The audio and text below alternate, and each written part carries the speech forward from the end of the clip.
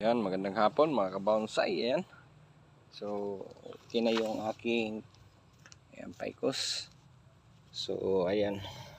So, hindi ko pa yan tatanggalin. Nakapilit niya sa bato mga kabonsai. Abangan natin yung ano natin kung maganda yung pakalagay natin dyan sa bonsai. So, ayan. Ayan po yung Busida espinosa. So, malaki po yan, oh. Mga kabonsai, malaking malaki. So, ayan, nagsipag-sibol na yung mga dahon niya. Ayan. Ayan. So,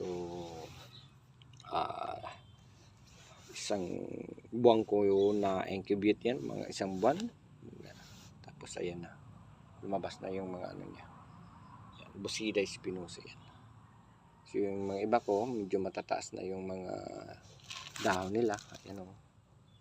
Antay-antay ko na lang na magwa.